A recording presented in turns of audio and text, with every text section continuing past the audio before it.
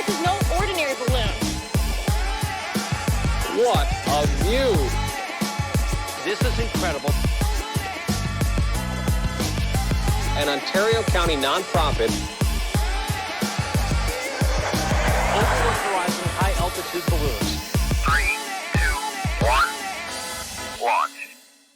Hey guys, Tori here from Overlook Horizon. Good evening, Space Lobster Nation. Welcome to our live broadcast here. It is Friday, March 6, 2020 at about a little after 11 o'clock Eastern time here on the East Coast in the United States here. We're getting ready for SpaceX's launch of their Falcon 9 rockets for the CRS-20 mission, which is hopefully going to go off this evening here at about 11:50 p.m.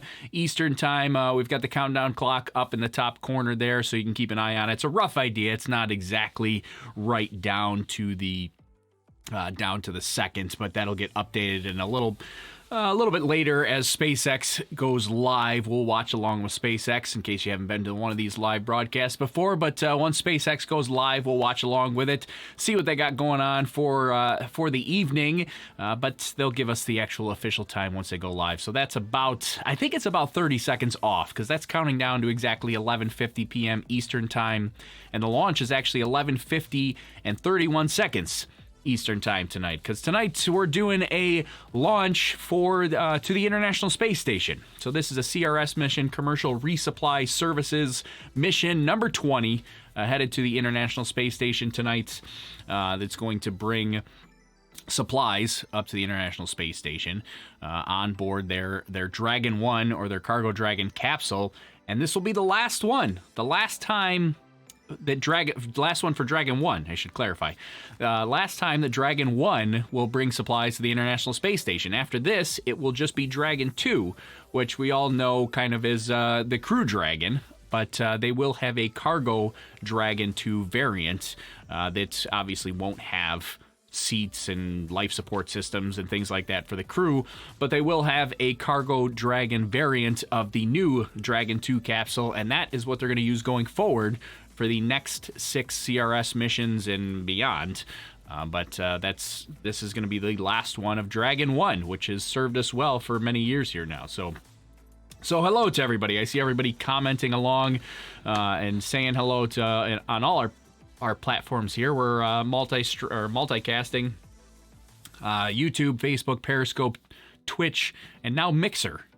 We've got them all in there. I've been considering paring that down, deciding on do we want to just make it a little more exclusive, or do we like having them all on these different platforms? I kind of like reaching people wherever they happen to be. Makes it a little more convenient for you guys watching. So if you're on Periscope and you're watching there and it's a little easier for you to find me there, then so be it. You watch me there. That's cool. But yeah, hello to everybody. So I see a bunch of people over on Periscope. I see let's see, who do I see? I see Eddie's with us, Dan's with us over on Periscope, Carl, hello, whole bunch of people over on the YouTube channel here. Kyle says, let's go, boys. Kyle's pumped. Hello to Asher. I see Alex Ziggyful, our moderator. Thanks for jumping in and helping us out here today, Alex. Yeah, we got a whole bunch of people checking in and saying hello from all over the place. And what we've got going on for tonight, I guess I want to throw this all out here because I feel like I run out of time before SpaceX goes live. So we'll get to some comments here in just a minute and chat it up. But I do want to talk about kind of the big news for this particular mission. There's a whole bunch of things going on here that I want to talk about. But first of all, we don't know if we're going to launch here tonight. There's only a 60% chance of launch, but I do feel good about it. The weather officer, they had a pre-launch press conference a couple of hours ago, and the weather officer did say that their concerns were eased a little bit, so it's probably more like 70%, he said, but they're still officially saying 60%. And I guess the main reason for their concerns is, as usual, the wind conditions. But today, we're talking ground level winds, actually, which is a little bit different than we usually talk about. Usually we're talking upper level winds. Those are still a concern today. Upper level winds, still concerning, but it's really ground level winds that are the bigger concern here today. Is we've got some high level or some high speed ground level winds. But the interesting thing, I'm just looking at VentuSky here, which is where I get my wind data from. But one of the things that I find really interesting, so you got this super huge low pressure system over here where you can see all the winds coming together. And then you've got your winds are relatively high speed here around Cape Canaveral, but you have this little carve out here, which I find fascinating, right over Cape Canaveral. Like these are high. This is ground level winds we're looking at. We're looking at ground level wind gusts. And these are kind of high speed for rocket launch. You know, off the shore here, we've got, 30, 35 miles per hour, which is pretty gusty. But right here, just this little bump out, it drops down to like 8 miles per hour. That's not bad. Now, this was 7 p.m., so we could fast forward a little bit here. Let's see what we're at now. Yeah, so I guess the bump out went away a little bit, and the winds have come on shore.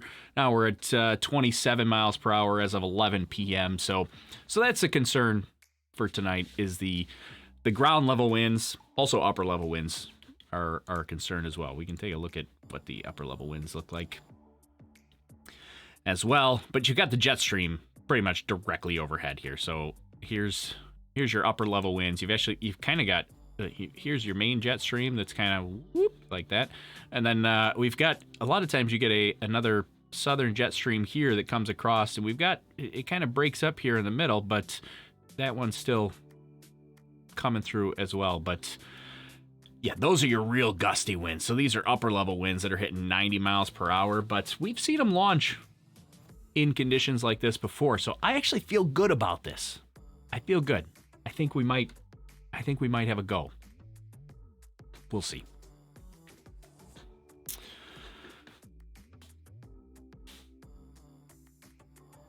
I should explain, well, before we get to that, let me talk about the other thing. Let me talk about the SpaceX stuff. Then we'll talk about some random stream housekeeping things that I want to throw out there. So also, for concerns for tonight, SpaceX is going to be pushing the envelope for landing their first stage booster. This is probably the most exciting part of this launch here tonight, is that they're pushing the envelope on that first stage booster landing. And what I mean by that is they are going to intentionally land in higher winds than they normally would, because they're really trying to push the envelope and see if they can land this first stage booster even with these high winds. So we've got potential hazards for the landing zone with a booster that may come in and might not stick the landing.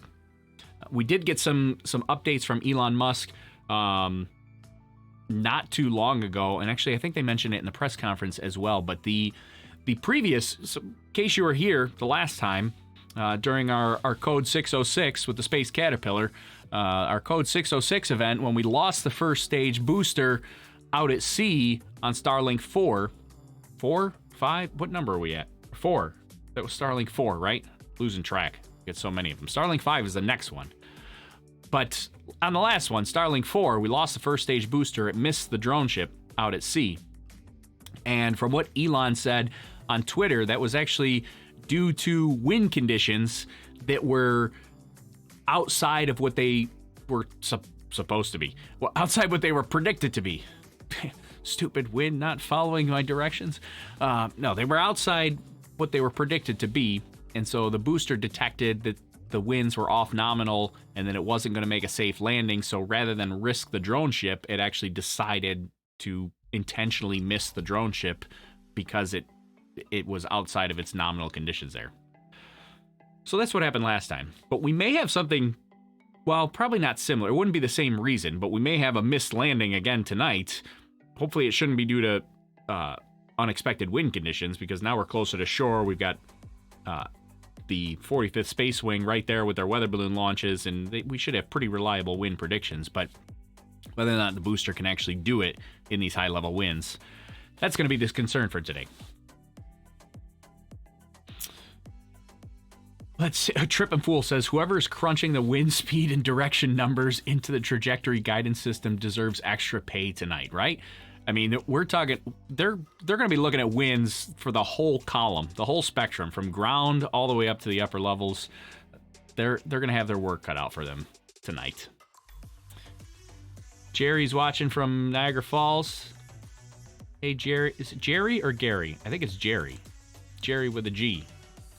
Hey, Jerry. Thanks for hanging out with us tonight. A. Johnson says hello. And now the weather with Tori. Oh, man. Let's see. So it wasn't delayed. Well, not yet. Not that I know of. That's not saying that it won't be. Because I haven't heard anything yet. And we kind of went live a little bit earlier than we usually do. Just because the last couple times I feel like I've run out of time. So we went live a little bit earlier because we did want to chat it up a little bit. What about Steve wants to know, what about big waves? Doesn't that affect landing? Yeah, they do. That wasn't a concern that I heard of today. I didn't really look at that, but we can take a look at it. But yeah, they do typically look at wave. Well, no, today wouldn't be a concern. What am I talking about? Today wouldn't be a concern. We're doing return to launch site landing today. But on like Starlink, waves would be a concern. Losing my mind. Yeah, today is not, waves aren't a concern because we're not landing at sea today. Today's a return to launch site landing, so they're landing back at LZ1, back at Cape Canaveral. So no concerns for waves today. That's why I didn't hear anything.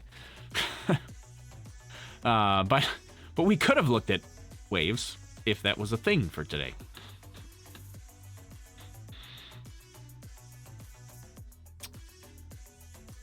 So the other thing that I do want to mention here for today's launch, we kind of mentioned it a little bit, but today's a little bit of a farewell for the Dragon 1 capsule. So this is the third time that this particular capsule has flown. The booster that they're flying today is also a reused booster that flew on CRS-19. They're flying it again for the second time on CRS-20. So this is going to be a once flown booster that they're launching tonight. So everything's, well, not the second stage, but a lot of reuse parts today. But the Dragon 1 capsule, this is the last that they're going to use that. The next contract for CRS missions is going to use Dragon 2, which is what the Crew Dragon capsule is. They have a Cargo Dragon variant of that. That doesn't have life support systems and things like, basically just optimized for carrying cargo. But the Dragon 1 has been around for a while. First flew into orbital flight in 2010, did its first CRS mission in 2012. And since then, it was originally slated to only do 12 missions. We had CRS 1 through 12 that it was supposed to do. And then back in 2015, NASA extended the CRS contract. Basically, phase 1 of that CRS contract, they extended, and they gave SpaceX another 8 missions to get them up to 20. And now, from here, after today, they're going to move on to phase 2 of the CRS contract. The CRS contract is Commercial Resupply Services. It's basically commercial providers sending supplies up to the International Space Station. They have phase 1 of the CRS missions had 2 providers that would send supplies to the International Space Station. It was SpaceX and Orbital ATK with their Cygnus capsule. Usually flies on an Antares rocket. I think it flew on a Atlas V once or twice. I think twice maybe it flew on an Atlas V right after that big boom. In case you look up the big boom for Antares. But so the CRS phase 1 was those 2 providers, and now we're moving on to CRS phase 2, which SpaceX has 6 missions contracted. So that'll be CRS 21 through 26, and Orbital ATK also won part of that bid. They also have 6 missions, and Sierra Nevada with their Dream Chaser vehicle, looks like a little mini space shuttle. The Dream Chaser vehicle they also have 6 missions. So 6 missions for each provider. They could extend that contract as well, but initially 6 missions each provider. And I was going to say something on that topic, but Oh, the other companies that bid on it, Boeing and Lockheed Martin also bid for CRS-2. They didn't win. They got nothing. But it's probably okay. Boeing's got some stuff they're working on right now. You might have heard about that. They got some work to do on the Starliner at the moment.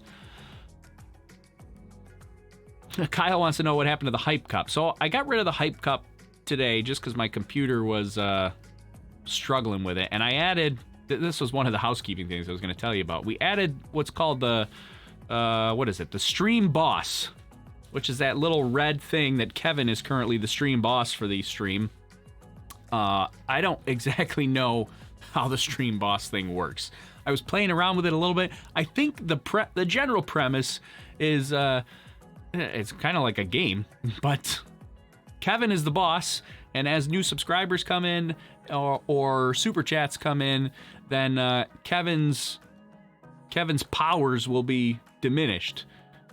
Kevin can also, I guess Kevin's only recourse at that point would be super chats, because assuming that Kevin is subscribed, he could subscribe and he could basically repair himself and become healthy again. But whoever's the person that knocks Kevin off the mountain then becomes the stream boss. I think that's how that works. And then other people could knock it. It's kind of like King of the Hill. I don't know. I'm just playing around with stuff. I thought it looked kind of cool. The Hype Cup took a lot of resources from my computer. I'm working on maybe switching to or changing the setup of this computer here so we could do stuff like the Hype Cup. But my computer couldn't handle the Hype Cup. It would jitter around a little bit when the Hype Cup would be activated. Corey wants to know how long will it take for the booster to land after launch. So it's usually about 8 minutes. I can tell you exactly because I have the timeline up. Let's see, where is my timeline? So yeah, 8 minutes and 17 seconds, which is almost right on the money for average for all the SpaceX landings. So 8 minutes and 17 seconds is when the first stage is expected to land back at LZ-1. That's when we'll know whether we got a problem or not. Looks like SpaceX is still pushing forward here. They're still tweeting out. They tweeted out that their little T-minus 30-minute notice. SpaceX is now live. Are they live? No. Not live yet. Who tweeted SpaceX is live? Oh, the mission control audio is live. So SpaceX, in case you're not aware, SpaceX usually has two streams. They've got the one that we watch, and then they've also got their mission control audio, which is just audio and like an animation. We probably won't jump on that one, but you can listen along with it if you're curious about that stuff. Is the Dragon on the launch pad now? Oh yeah, Dragon is on the launch pad. It is vertical. It is ready to go. Let's see. I just want to make sure I'm not missing something, because somebody said in the comments that SpaceX is live. I don't think they're live yet. No, they're not live yet. They usually don't go live this early. Usually it's about 15 minutes prior to launch that they'll go live. Greetings from Georgia. Let's see, who lives in Canada? Nope, not me. Fingers crossed for nailing the landing this time. I know this is going to be a little bit tight. Really interesting. This better be cool. Are they trying to land on the barge or back at Cape Canaveral? Nope, this is going back to Cape Canaveral. This is an RTLS landing, which is return to launch site, meaning they're landing on land. Not at sea, not on the drone ship, landing back on land at LZ-1.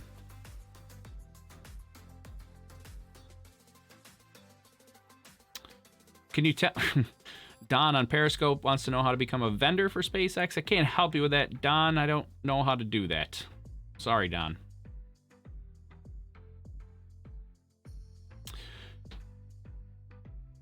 Yeah, so what was I saying? I was saying the Dragon 1 last flight for Dragon 1 today here, and then that's what I was going to say. The Dragon 2 capsule. A little bit of confusion on the Dragon 2 capsule, because I've seen this posted out on Twitter a whole bunch of times. Oh, hey, Neil. Look at that. Neil's the king of the mountain here. Look at, hey, the stream boss thing worked. Thanks, Neil. Thanks for testing that out, making sure that Now I know that actually works. I wasn't 100% sure that would work. But thanks, Neil. Thanks for the super chat. Appreciate you helping support the channel here. And now you're going to be the stream boss until somebody knocks you off. And holy smokes, like 2,000 points. I don't know how that works. Apparently they add points to you for some. I don't know. I don't know how that works. But you got a lot of points, Neil, as the stream boss. It's going to be hard for somebody to knock you off. People got to subscribe or super chat, and then they can knock off the boss and become the new stream boss. So a couple confusing things about Dragon 2 that I've seen is a lot of people think that Dragon 2, the cargo variant of Dragon 2, is only refurbished Crew Dragon capsules, which is not the case. They have a cargo Dragon variant for Dragon 2. So it doesn't have to fly crew first before it can fly cargo. Like CRS-21, I believe, is just going straight to cargo. So they have a cargo variant for Dragon 2. So a little bit of confusion. Seemed kind of like a little thing. But I probably should read Neil's question here too. So Neil asked, do you think Elon will ever play around with friction welds? So I saw a whole bunch of... This is getting a little bit beyond my expertise, but I think all this came out because Destin from Smarter Every Day went to the United Launch Alliance factory, and they had a whole bunch of video about friction stir welding and the process of putting their rockets together. And then there was some back and forth with Elon on Twitter about whether they use friction stir welds I think they do use friction stir welding for Falcon 9, but on Starship they don't. Welding is not my expertise, so I have absolutely no idea. I am not a welding expert by any means, so I don't even know if I can answer that question intelligently, but it's a pretty cool process. I'm gonna be honest here, like I've never welded anything in my life. I've got some buddies that do welding all the time. I would like to. I'm sure I could get into it. It seems kind of cool, but I've just never had the need for that. So I didn't even know that there were different kinds of welding, to be perfectly honest, because I've never welded anything in my life. But I watched that Smarter Everyday video with Destin at the United Launch Alliance factory, and that friction stir welding that they were showing, basically they're like mixing the two metals together with this little circular bit that's, I don't know, it just looked magical. If you haven't seen it, it's like 50 minutes long. It's super long video, but it is awesome. Every minute of it, totally worth watching. So if you haven't seen Smarter Everyday's video at the United Launch Alliance factory, you gotta see that. So I don't know if that helps, Neil, with your question. It was probably a terrible answer, but that's the best that I can give you. Is Dragon going to the ISS? Yes, Dragon's going to the International Space Station. So we're launching tonight. It's going to go into a parking orbit, and then a couple days from now, I want to say Sunday, it's going to dock with or be berthed to the International Space Station. Do I have that? It's not on their timeline. Not on their timeline, but maybe it's in the text of it.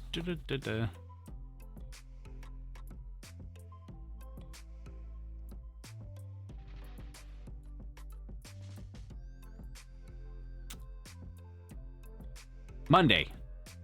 Attached to the space station on Monday.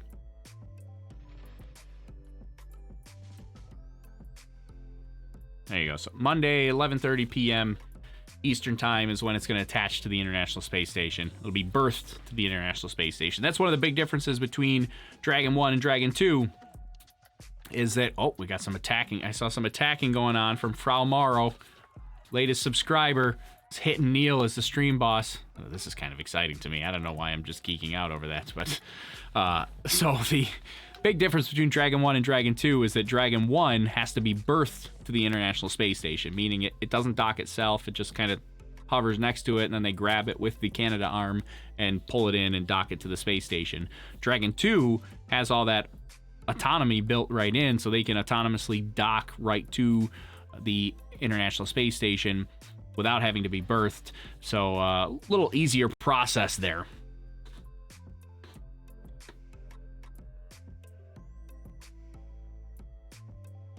Let's see. Jaha says SpaceX is live. Are they live? No, I don't think they're live yet. They're still not live. We're waiting on it. I'll refresh just to make sure. Just to make sure I'm not missing the boat. They're not live yet. We're getting there. I'll keep that up on the screen there so we can see what's happening. Oh, yeah, and Felipe reminded me, Destin also has a second channel for Smarter Every Day, and there's another video on there as well. So if the 50 minutes aren't enough, there was a second video on there as well, which was pretty cool, too. I also watched that one. Also great watch. Yeah, oh, and Mike Mongo. Oh, hey, Mike Mongo is joining us here, too, on Periscope. Says, aligned on that Smarter Everyday ULA video. It's incredible walkthrough ULA Rocket Factory. Yes, I know, it was awesome. I sat there and just... I did nothing. Usually I watch YouTube videos and I kind of listen and kind of have them playing in the background. I do that a lot, but this was one of those videos that I was like hyper focused on. I was watching every second of it. Love that Smarter Everyday video. So looks like SpaceX is going live here now, so we'll jump in here in a minute. Tom Brooks says NASA TV is live. Yeah, so because this is a NASA mission, this is a CRS mission to the International Space Station, there will be a SpaceX broadcast and a NASA broadcast. We're going to chat along with the SpaceX broadcast. Is Dragon carrying any crew? Not today. No crew today. This is just a cargo mission to the International Space Station. Crew Dragon, very first Crew Dragon, the DM2 mission with Bob Behnken and Doug Hurley, is tentatively scheduled for around May 7th. So that'll be the first time that they fly crew on board. Rough date of May 7th. But that's going to come up quick. I mean, we're talking, it's almost exactly 2 months from tomorrow, and it's 11:30 at night, so practically 2 months from today.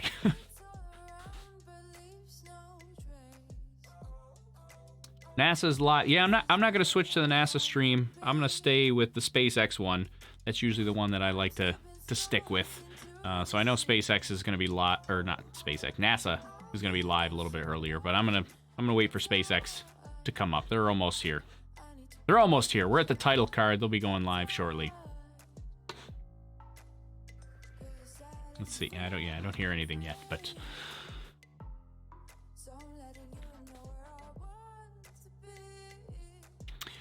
yeah, and super excited about both that DM2 mission coming up in May. That's gonna be crazy exciting. Like, I have no stake in the game here, but I'm nervous for that mission. Like, just the thought of flying crew for the first time on a rocket that crew have never flown on, in a capsule that crew have never flown in, like, that just makes me nervous. I'm gonna be nervous watching that whole thing. That's gonna be crazy exciting.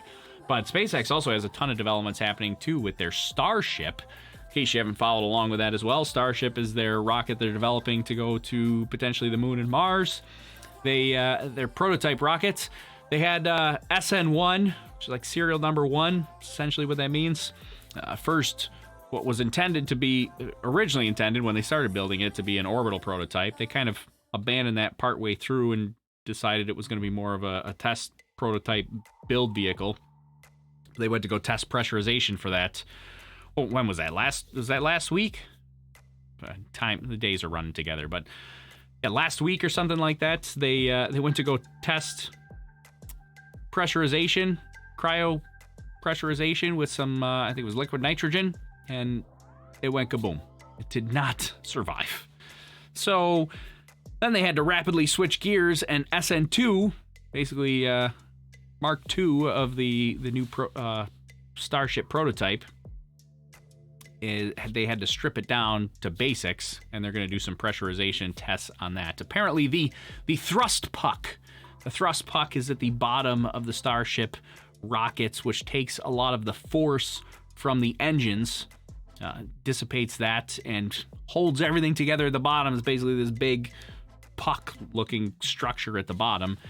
The thrust puck, the weld from the thrust puck to the actual Starship did not hold. And so there's a video from NASA spaceflight, I believe. Let's see.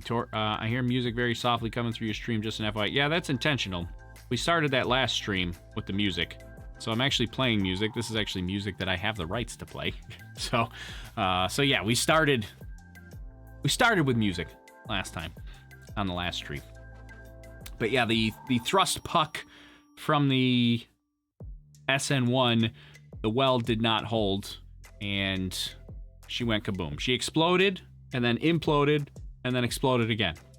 It was basically, it exploded when the weld failed, and all the liquid nitrogen rushed out, which created a low pressure zone inside the what do I call it? The fuel tank. Inside the tank, create a low pressure zone. All that liquid nitrogen rushing out. That low pressure zone eventually allowed the sides to crush in. That was the implode. And the whole thing was being thrust upwards from the explode. And then as it came crashing down, the second tank that was up on top hit the ground, and then that exploded. So we had an explosion, implosion, explosion again.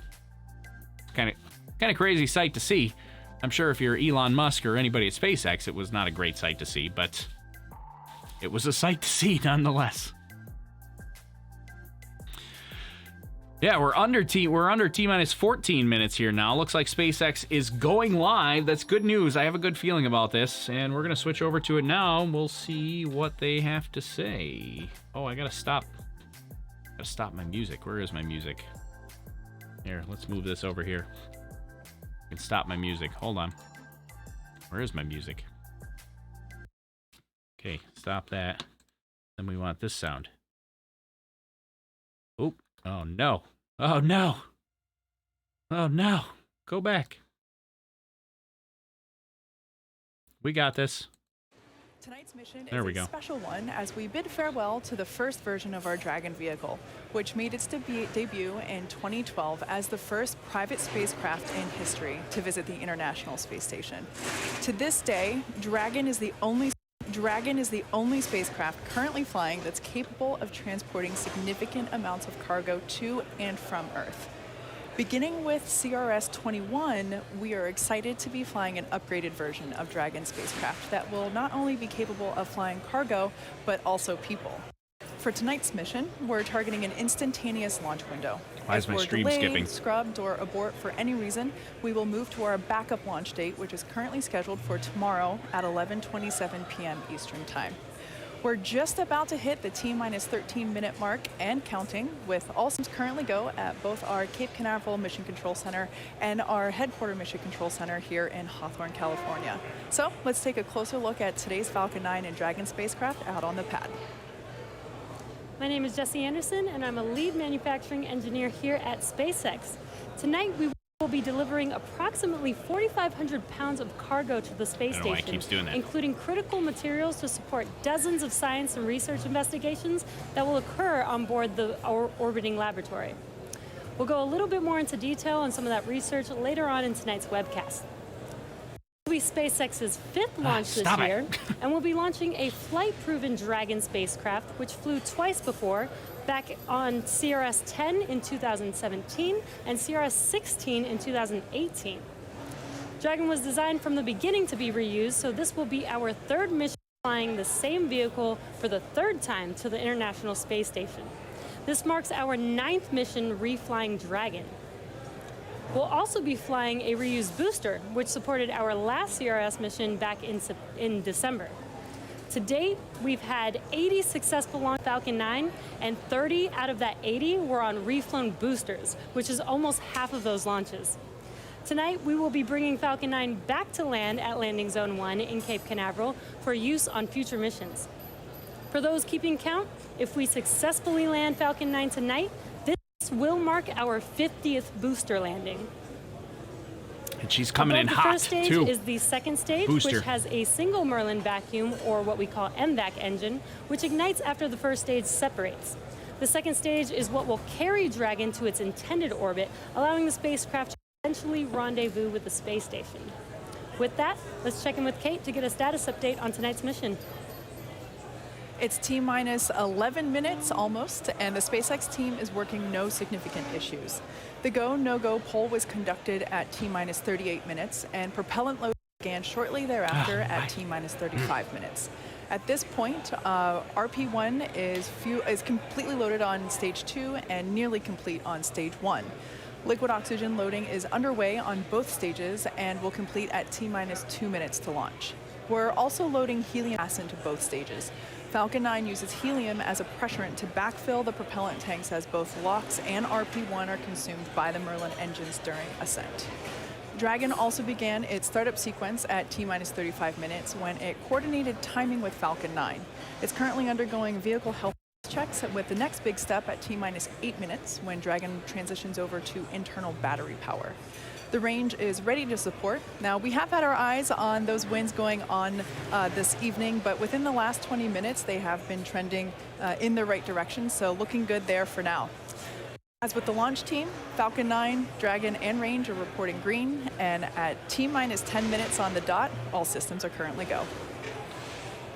Tonight's mission will be the last for this version of our Dragon vehicle, which began making trips to the space station back in 2012, becoming the first privately developed spacecraft to do so. Drive me crazy. Since Dragon's first flight, the spacecraft has spent 520 days attached to the International Space Station. That's almost a year and a half. To date, Dragon has made a total of 20 trips to the station, flying over 95,000 pounds of cargo and returned over 76,000 pounds of cargo back to Earth. In its 8 years of service, Dragon has also delivered some really cool and vital scientific experiments to the orbiting laboratory, and tonight's mission is no different. Dragon will be carrying dozens of research payloads to the space station, including the research in the National Laboratory, operated by the Center for the Advancement of Science in Space, or CASIS. There are more than 20 payloads included on this mission, sponsored by the National Lab. The National Lab payloads represent a diverse group of research investigations, all of which are intended to benefit life here on Earth. Let's take a look at some of the groundbreaking research from CASIS that will be aboard the CRS-20 mission. Might have to turn this down if there's music. Yeah. So they've got some music. I think I've got this muted for you guys. I can still hear it. But I gotta mute it because they've got music on it. I don't have the rights to that music, and YouTube will freak out if I play that music. So we'll just let you watch the pictures there. We'll talk about it a little bit. So ground winds, they said, were gusty, but getting better. So that's going to be a concern for both the launch and the rocket itself, but also for landing. Big concern for landing and whether or not they're going to be able to land this Falcon 9 booster successfully. I feel like we have a lot of those cases where they're pushing the envelope. Like, they're either super far down range and they're trying to land the booster, or that we obviously missed the booster on Starlink 4 last time. That wasn't good. And then tonight, they're going to push the envelope again with these wind speeds, trying to land that first stage booster. So they have a lot of experimentation. Even though it seems routine that the Falcon 9 first stage booster is landing all the time, they're still experimenting with it. So it's not that routine. Let's see, beautiful. Nancy says, beautiful night to watch a rocket lift off from my front yard. Oh, I'm jealous, Nancy. It sounds like Nancy's down in Florida ready to watch. Inex was asking me a question at one point, and I can't remember what it was. What were you asking me? Where was it? Oh, low pressure zone. So this was about the Starship explosion, implosion, explosion. The low pressure zone, essentially, the tank is pressurized. So they put a whole bunch of liquid nitrogen in there. It boils off, and it starts to pressurize itself as that gas expands.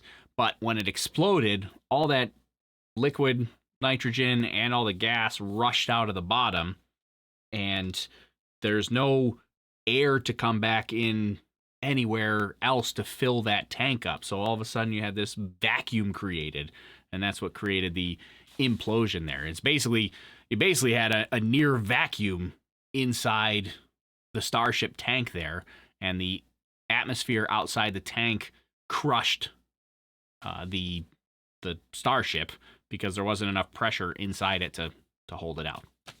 There you go. These missions will use the next version of Dragon, which can fly both cargo and people.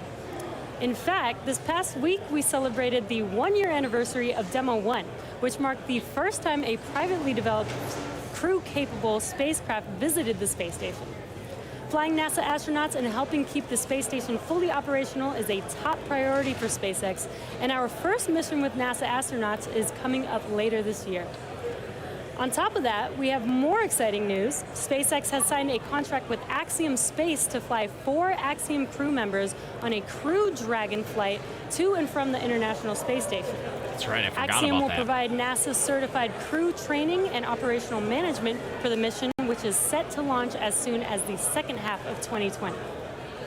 This will be history's first fully private human spaceflight to the space station and the first in a series of missions that will provide unprecedented access to the orbiting laboratory.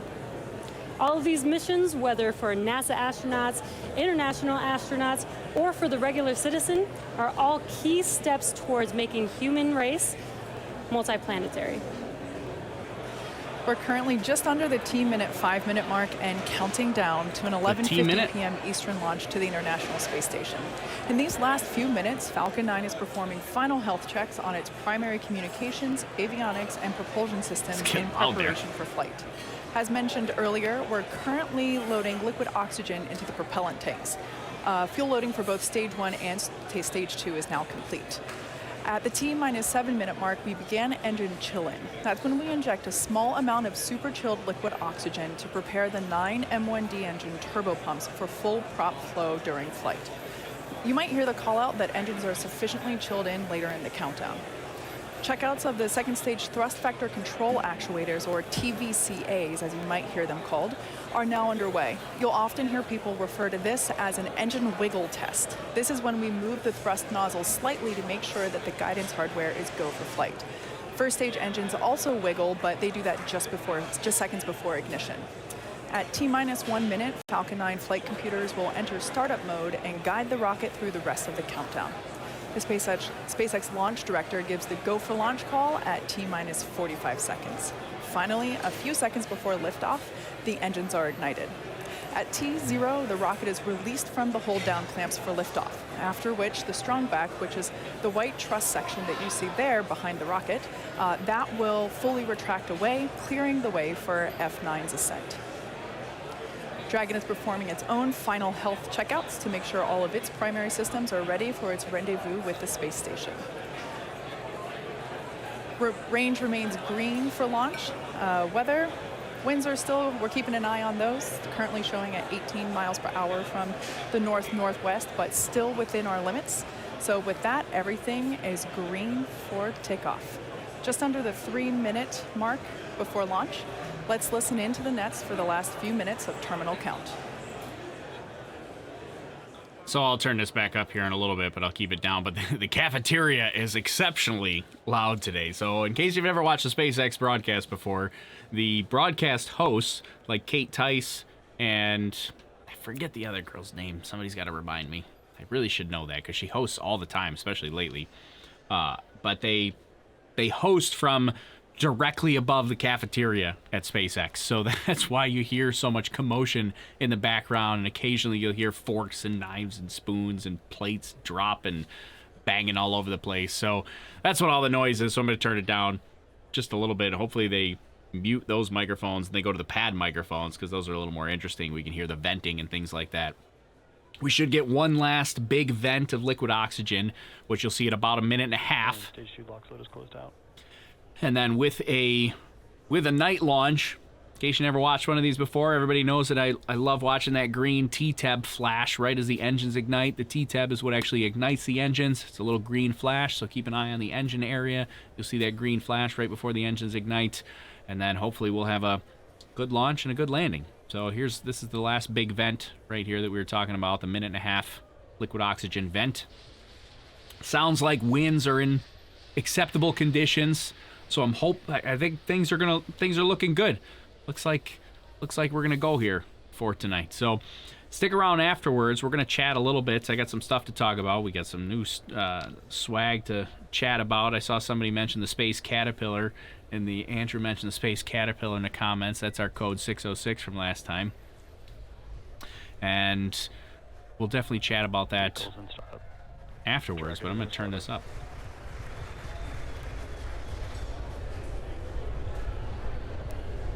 Time to go full screen. And actually, I'm going to switch over to LD, this go for side. launch. Because they'll have statistics. I guess it's that way. They'll have statistics over there. Altitude and that sort of thing. So I'll get out of the way. T-minus 30 seconds.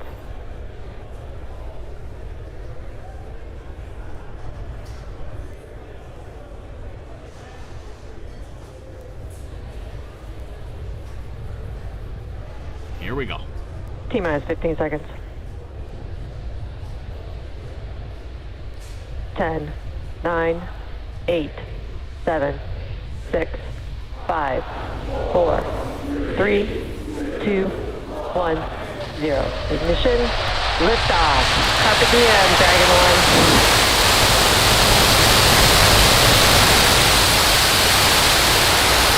Vehicle is pushing downrange.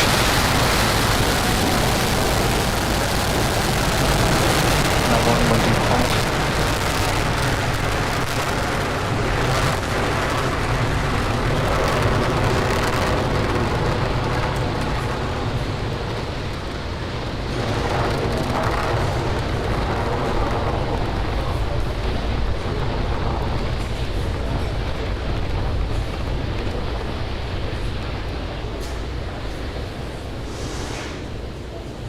That was really loud. Power and telemetry nominal. At T plus 45 seconds, Falcon 9 has cleared the towers, and the final Dragon 1 flight is underway.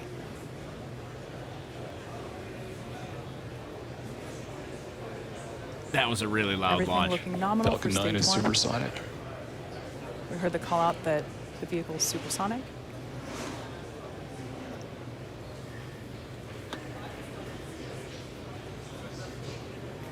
Vehicle is experiencing maximum dynamic pressure. There's Max Q. There we heard the call out for Max Q.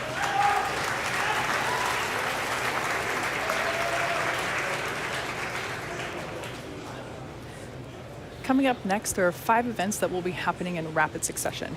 Main engine cutoff, or as you'll see in the event tracker on the bottom of your screen, MECO. Then stage separation, second engine start, or SES-1, followed by a boost back burn of the first stage and Dragon nose cone deploy. Main engine cutoff for MECO is where all 9 M1D engines on first stage will shut down. This is immediately followed by stage separation, where the first and second stages will separate. A few seconds later, MVAC, or the M Merlin vacuum engine on the second stage, will ignite and begin to boost Dragon to low Earth orbit. Impact shield started. So again, MECO, stage sep, SES-1, all happening in quick succession. Let's tune in. Yeah, so 222, yeah, right here. There's cutoff. Stage separation confirmed.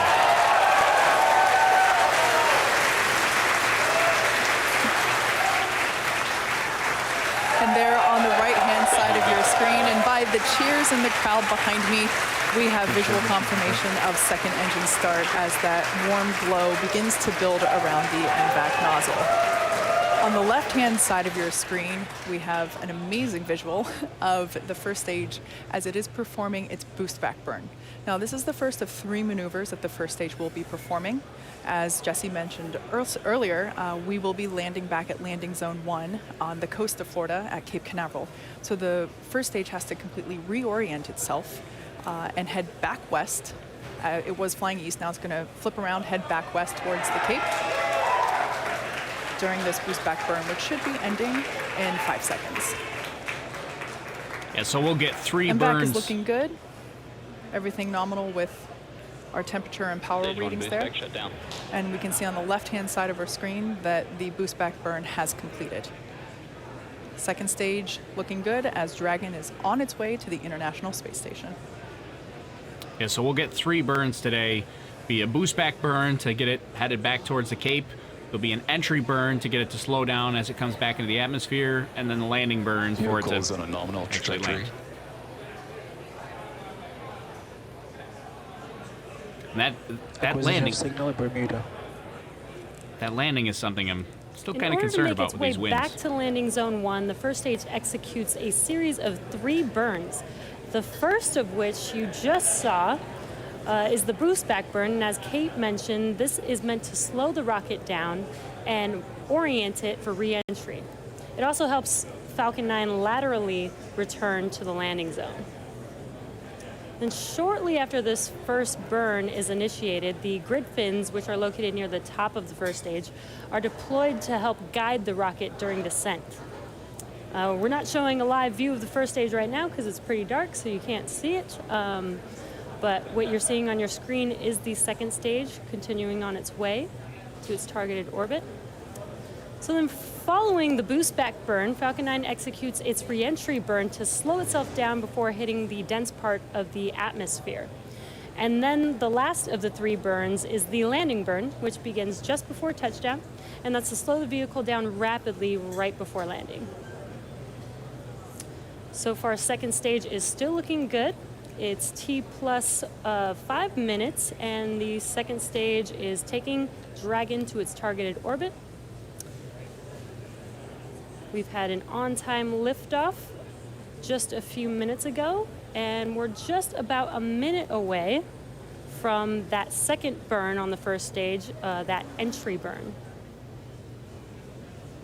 Ah, that's right. Thanks, Carl. Jesse Again, Anderson. if we do That's the other land host. our first stage tonight, it will be our 50th landing.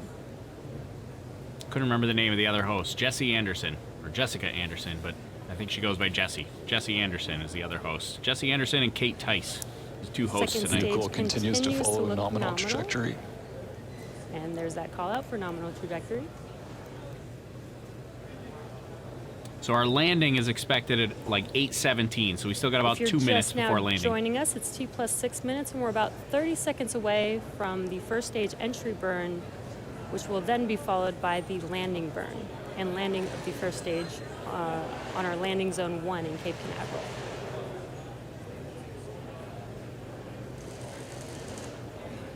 Oh, look at that. You So can see see on your the left-hand lights on screen, the left. this is a view from the first stage.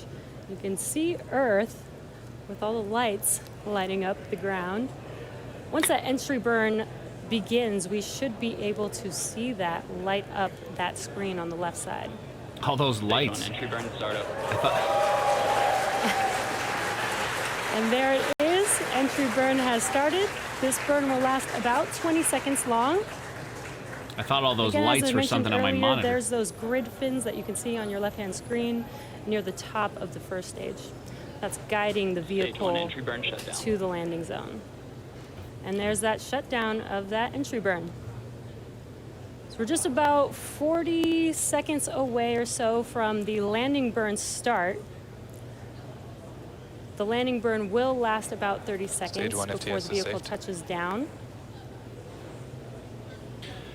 Here we go. This is going to be the stressful part, the landing. Landing in high Second winds stage is today. still looking nominal.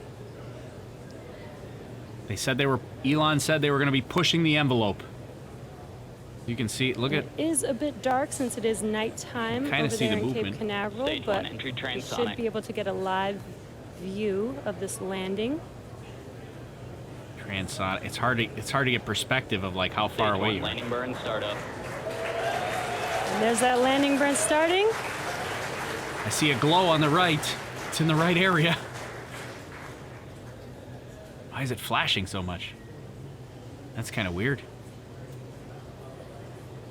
All that flashing is really weird, but here it comes.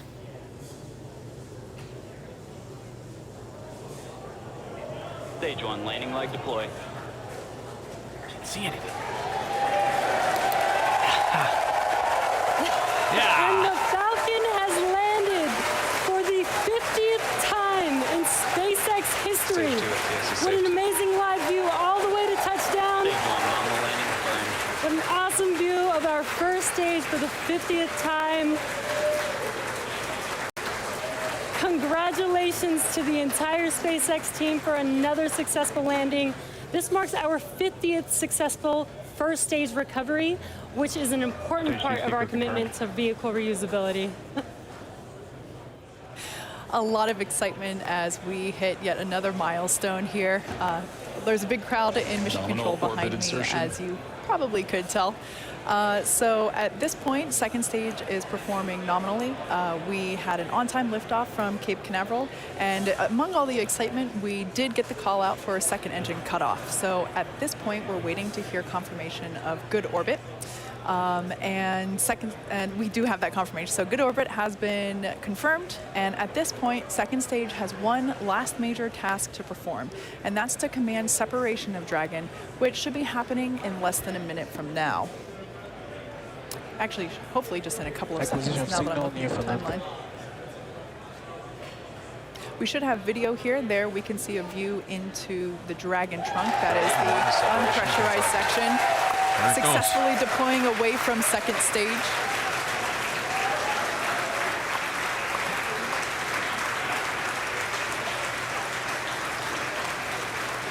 That unpressurized cargo is stuff that is able to be exposed to the vacuum of space. Everything that cannot endure such an environment, we pack into the pressurized section.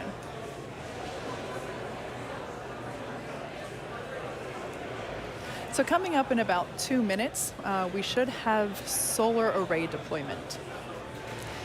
As Jesse mentioned previously, Dragon is carrying tons of cargo to the International Space Station on this mission. A small portion of the cargo represents supplies for the astronauts, things like food and clothing. But most of the cargo represents science going up to the space station.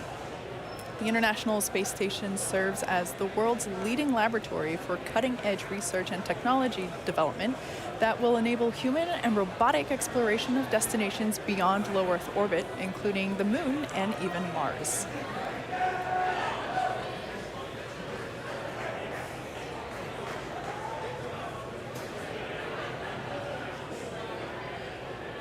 So there basically, on your screen, we have a view of the second stage.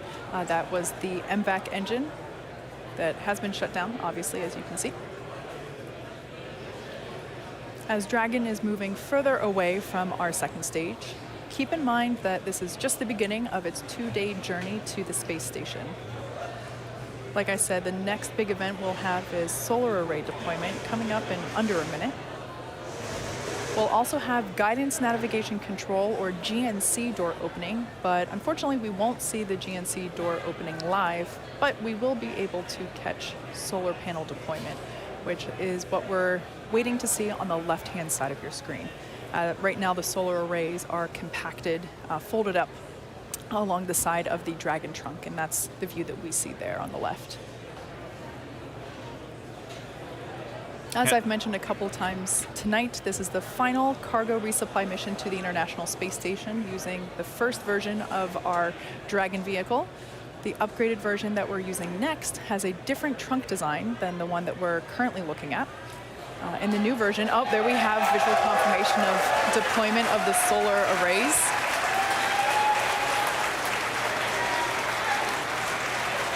As Dragon stretches its wings for the very last time, I'd like to congratulate the SpaceX and NASA teams that have designed, built, tested, and supported this spacecraft over the last decade. Your hard work has paved the way for the first Crew Dragon flight with NASA astronauts later this year. Northwestern's report ready for firing.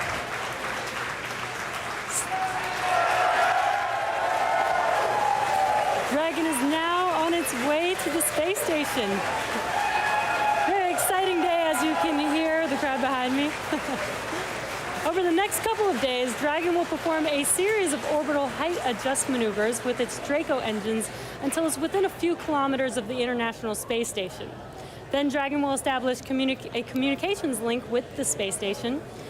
And then we will perform a series of checks on the vehicle. And when both NASA and SpaceX are ready, we'll initiate a slow approach to the International Space Station, pausing at several checkpoints along the way to ensure crew's safety. When Dragon is within 10 meters of the station, the astronauts aboard will capture Dragon using the station's robotic Canada arm in a process called berthing. Finally, Mission Control in Houston will send commands from the ground to the station's robotic arm to rotate and install Dragon to the Harmony module. Dragon will remain at the space station until the beginning of April before returning to Earth with research and return cargo. We had an on-time liftoff from Cape Canaveral Space Launch Complex 40, a beautiful ascent and return of our first Dragon stage solar for the arrays have 50th time successfully landed deployed back. and are ready for activation. We landed the Falcon 9 for the 50th time. And as you just saw on your screen, a beautiful stretching of the last solar array deployment of the first version of Dragon. Dragon's arrival, capture, and installation to the space station will be streamed live on March 9th, starting at 5:30 a.m. Eastern on NASA TV. Dragon will spend about 4 weeks attached to the space station before returning to Earth with cargo and research. That's going to end our live launch coverage, but we'll be posting mission updates on NASA and SpaceX's social media accounts. We want to give a big thanks to the Range and the Federal Aviation Administration for their support today. And finally, thank all of you, the viewers, for joining us for such an exciting mission tonight. Until next time, have a great weekend. All right, so that's going to be it for SpaceX today. Looks like a completely successful mission, as far as I can tell. Let's get our music going back on, and we'll chat about this a little more.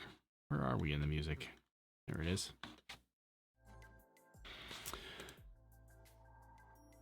So yeah, we had a successful... What happened to my music? Oh, there it is. So we had a successful launch today. We'll do a little replay here too in a little bit in case anybody missed the actual launch. Successful launch, successful separation for the Dragon capsule, and successful solar array deployment. It will go on to the International Space Station. I think Kate said Friday, March 9th. March 9th is Monday. She meant Monday, March 9th. It's on Monday. It's going to get birthed to the International Space Station. Berthing is essentially where it grabs the capsule and attaches it to the International Space Station. So that's happening on Monday. Although she said it was like 5 o'clock in the morning, and the press kit that I have says that it's going to be at 11 o'clock at night. So I don't know the answer to that, whether it's 5 in the morning or 11 o'clock at night. I would take Kate's word for it. She probably has more insider knowledge than maybe some more updated information since the press kit came out. So sounds like it's going to be 5 o'clock in the morning on Monday, the 9th. Either way, it's on Monday. And we also had successful landing for that first stage booster, which was kind of a little bit nerve-wracking because of the high wind conditions for that landing. And of course, it was dark, so it was hard to see it the whole time. But successful landing nonetheless. They made it number 50. Number 50. That's pretty awesome. The last one, Starlink 4, was supposed to be number 50. Didn't work out so well. But today worked out great. Today was number 50. So worth staying up, says Hillary. I agree. It never gets old. I love watching these. Especially seeing those landings. And those RTLS landings, the return to launch site landings, those are not super common. I mean, the landings in general are not super common because obviously it's only SpaceX that's doing them, but RTLS is pretty much only on CRS missions. So those RTLS landings are few and far between. And now with the CRS-2 contract coming up, SpaceX is only contracted for 6 of those missions. So we may not see a ton of RTLS landings, although in addition to the CRS missions, now we're talking about Crew missions coming up as early as May 7th. So we could see RTLS for those as well. Is Starlink going to be providing service to Florida next launch? No. So Starlink is still a long way away from providing service. We're talking years away from providing service. They want to have something along the lines of, like, I forget whether it's 500 or 800 satellites in orbit before they can just provide minimal service. And right now they only have like 240 satellites in orbit. So we got a ways to go, at least a year or so before they're just even partially operational. Maybe by the end of this year, but I suspect it's probably going to be 2021 before they're even partially operational. And then fully operational is not until you get to like 5,000 satellites. So we got years down the road. So we got some time before you're going to be able to sign up for Starlink internet service. And Perry Go says one of, if not the most beautiful boost back video streams I can remember. It was pretty it was pretty awesome. I liked seeing those the lights on as it was coming back to Cape Canaveral there. I thought it was something on my screen for a minute there. I was like, man, that screen is kind of dirty. And then I looked at this one, and it was also on this one as well. I was like, oh, wait a minute. Those are lights. It's not my monitor that's dirty. Proud of my country, Guatemala. Thanks, SpaceX and NASA, for your support. All right. Uzbek video was insane. I love night launches. I know it was pretty cool looking. We're gonna watch a replay here shortly. Super cool. Thanks for broadcasting. Thanks, Chevy Girl. That booster landing shot was incredible. I know it seemed to take a long time, but it was pretty awesome. I don't, did anybody catch me trying to like look around the darkness, like as if I can change the angle that I'm looking at? I caught myself doing that in the middle of it. I was going like, I can't see. I can't see. Like it's gonna change anything. I'm watching a monitor over here. I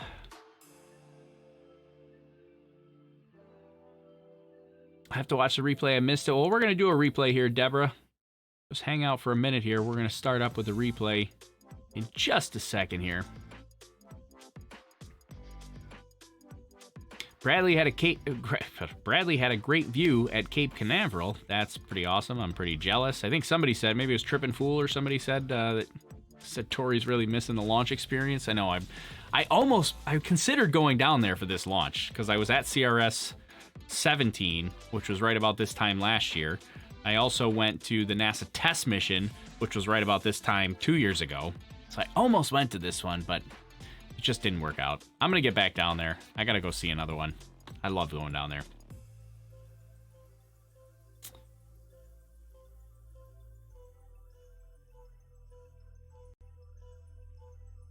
Yeah, so should we look at some replays? I think I got all the comments here. They really stuck the landing. Number 50. Wow, amazing, says Kyle.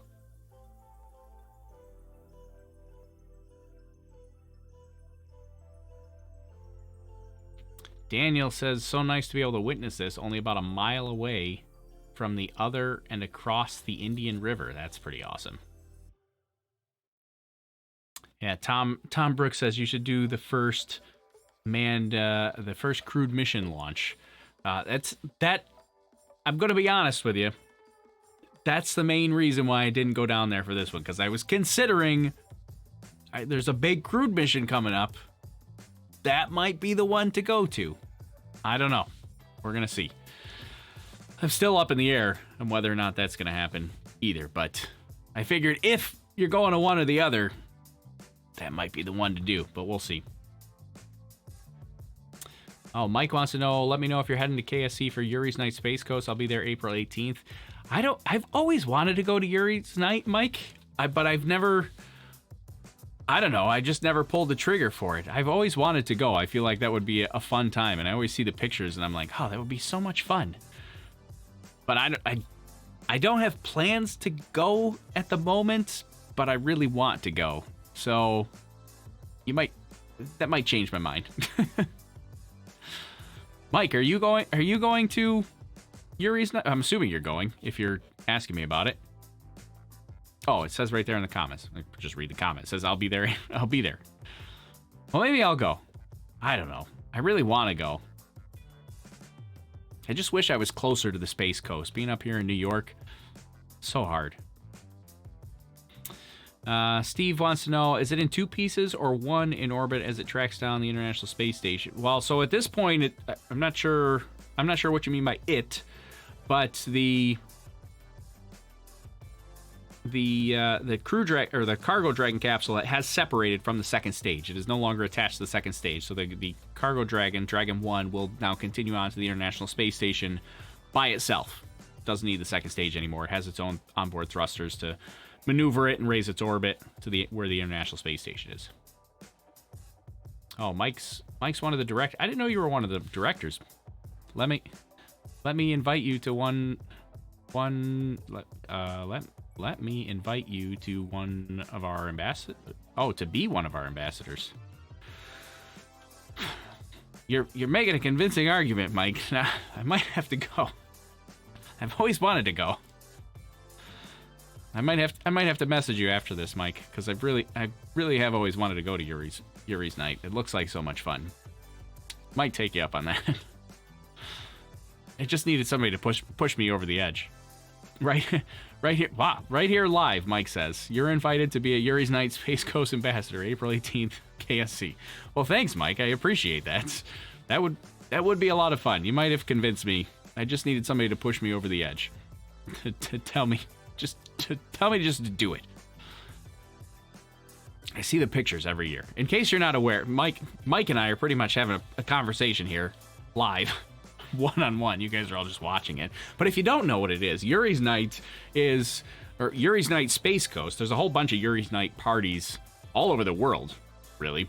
But Yuri's Night Space Coast is a big party that they have right under the space shuttle at the Kennedy Space Center, right under Space Shuttle Atlantis. They have one on the West Coast, which I think is right by where the other shuttle is on the West Coast. Which shuttle is on the West Coast? I don't know which one it is. I should know that, but I've never been out there. But the Space Coast Yuri's Night, and they have them all over the place. There's one I think there's one in New Hampshire or something like that. That's up by me. There's one that's in the United Kingdom. There's one. Is it? I'm trying to think of where some of the. I'm sure there's some in Canada as well. But there's a whole bunch of them, anyways. But a whole bunch of space geeks and everybody that loves space gets together and has a great time with. It's kind of like a dance party, costume party, dance party. I don't know what it is. I haven't been to it, but now I'm excited. But anyways, that's what we're talking about. If you haven't been, if you're in the area, or if you're not in the area, I would recommend going to it. The one on the East Coast and the one on the West Coast are particularly pretty awesome. I haven't really paid too much attention to the one on the West Coast because that's even farther away from me, and I want to go to the one on the East Coast. But the one on the West Coast, there are a ton of people from all the facilities that are out on the West Coast that go to that one. Yuri's Night Los Angeles. There we go. April 11th. Thanks, Mike. Yuri's Night Los Angeles. Endeavor. I wanted to say Enterprise, but I knew it. I had a feeling it was not Enterprise, but under Space Shuttle Endeavor at California Space Center. April 11th. That's Yuri's Night Los Angeles. Thanks for that information. So that one's coming up. I didn't realize they were so close together, actually. So April 11th is Yuri's Night in Los Angeles, and then April 18th is Yuri's Night at the Space Coast, the Kennedy Space Center. Fun events. Scott wants to know what happens with the second stage. So this is a low Earth orbit, so they will deorbit the second stage. I probably could have pulled up. Here, we can pull up the hazards map.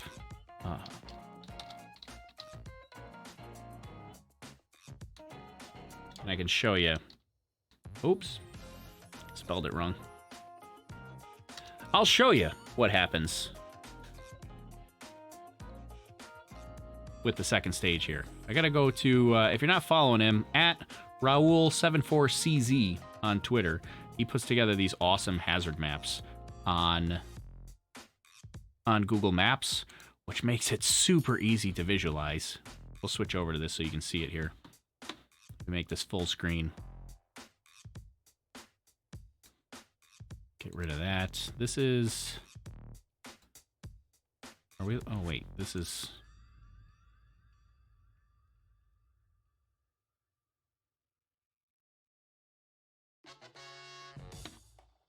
Hold on. Bear with me one second. Because it's still got... Yeah, there we go. I gotta turn off... I was wondering why I'm seeing Starlink stuff. I had to turn off all the Starlink. Okay. Here you go. So here's this is what I'm looking at. This is what's called the hazards map, which Raoul puts together for all these SpaceX launches, which is pretty awesome. But essentially, turn this music down just a touch. Essentially, what we're looking at here is NOTAMs, which is notice to airmen, and the Note Mars, which is notice to mariners. Those are the warnings to aircraft and ships about hazards. Basically, get out of the way. There's a rocket flying and landing here. So this is the flight path that the Falcon 9 was taking today, going northeast to catch up to the International Space Station. And So the question was that Scott asked is what happens to the second stage. So it's essentially going to get deorbited and come back to Earth. They're going to, usually they do one full revolution around the Earth, and then they deorbit it. But this is the hazard map for the Stage 2 re-entry area.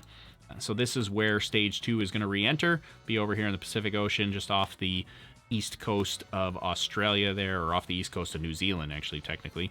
And so that's the Stage 2 re-entry hazards area. That's where it will come in, burn up in the atmosphere as it's coming back, and then crash into the ocean. Eddie says SpaceX seems to have it together. Yeah, SpaceX does a great job, a lot of with their social media stuff, but also the actual rocket launches themselves. I mean, they're just exciting to watch. I love it. Rewind to 21. I'm watching it now. Might have to clarify that for me, Tom. I like... who says this? Yolanti says, I like SpaceX. Me too. Did SpaceX CRS-20 have... Yes, it already launched. We should do a replay here. I got distracted by the Yuri's Night. 72 Galaxy Tank Girl says, you need to go, Tori. I'm assuming you're talking about Yuri's Night Space Coast. I might have to. The timing is so hard, because it's a... I don't know if I want to explain it all while I'm broadcasting, but there's always mid-April is a very busy time for me, so the timing is very difficult, but I might have to go. I've always wanted to go.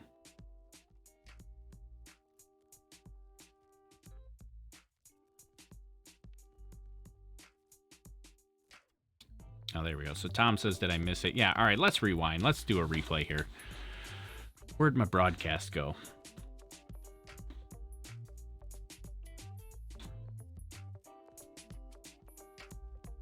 Did I close it? I closed it. Well, why would I do a thing like that? Okay, so I guess we got to get the broadcast back, because I closed it.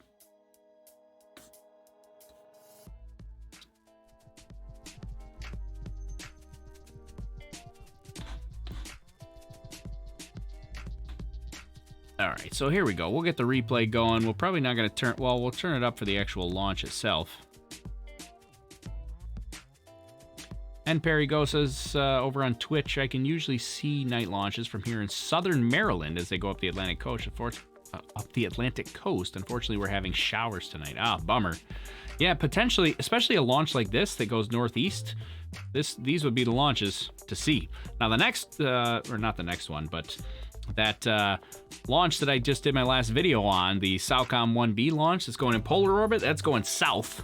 So not going to see that one, but that'll be interesting for everybody along the east and southern coast of Florida to watch, because that'll be kind of crazy, because it's basically going to go kind of out to sea and do this dogleg right maneuver, and then basically follow the coast of Florida and then head south over Cuba. That'll be kind of crazy. So if you live in anywhere in southern Florida, that'll be a cool sight to see.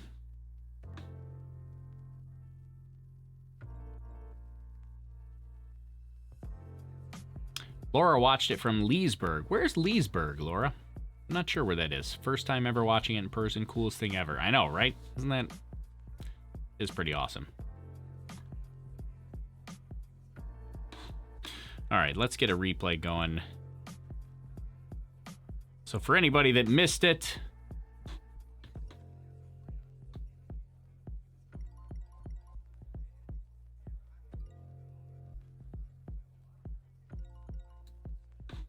somebody asked about Falcon 1B. That's right now scheduled for March 30th, no earlier than March 30th.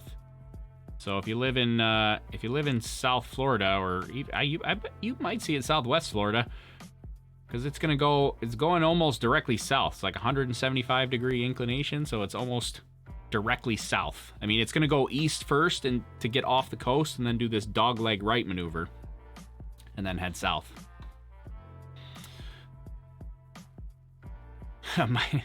Mike's gonna sign off, but he wants to give me another teaser to join the Yuri's Night Space Coast.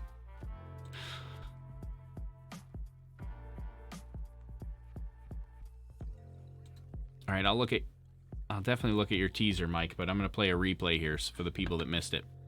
All right, let's turn. Where's my music? Let me turn the music off. Kill the music. Let's listen in.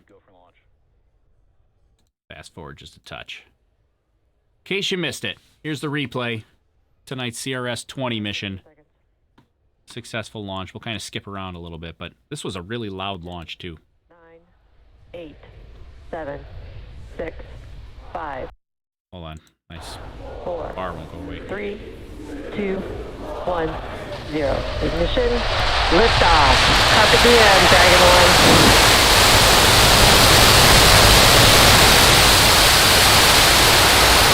Vehicle is pushing downrange. What am I doing? Hold on. Back this up. You guys are all staring at me. Let's try this again. You don't want to see me for this. You want to see the actual rocket launch. This is when I need a producer. I'm sitting here staring at this screen instead of my broadcast software. All right. 10, 9, Let's listen again. 8. We'll see it twice. Who doesn't want to see it twice? 5, 4, 3, 2, 1, 0. Ignition. Liftoff. Carpe diem, Dragon 1.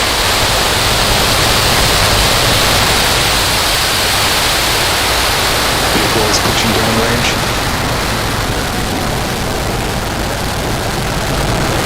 Now 115.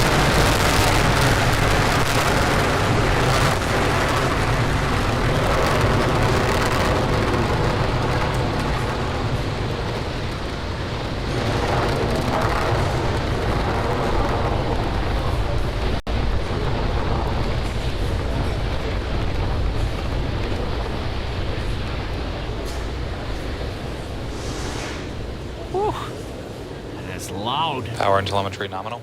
At T plus 45 seconds. That was a loud one. Clear the towers. That was definitely Dragon 1. one of the louder ones. That is super loud in my headphones. R.I.P. eardrums for anybody that's listening to that in headphones. Woo! Falcon 9 is supersonic. We heard the call out that the vehicle is supersonic.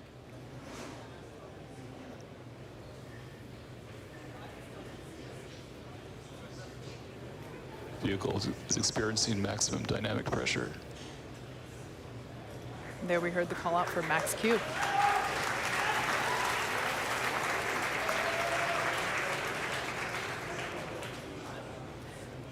Coming up next, there are 5 events that will be happening in rapid succession. Main engine cutoff, or as you'll see in the event tracker on the bottom of your screen, MECO. Then stage separation, second engine start, or SES-1, followed by a boost back burn of the first stage and Dragon nose cone deploy. Main engine cutoff for MECO is where all 9 M1D engines on first stage will shut down. This is immediately followed by stage separation, where the first and second stages will separate. A few seconds later, MVAC, or the M Merlin vacuum engine on the second stage, will ignite and begin to boost Dragon to low Earth orbit. And max shield started. So again, MECO, stage sep, SES-1, all happening in quick succession. Let's tune in. Yeah, that's pretty much right here. There's separation. Stage separation confirmed.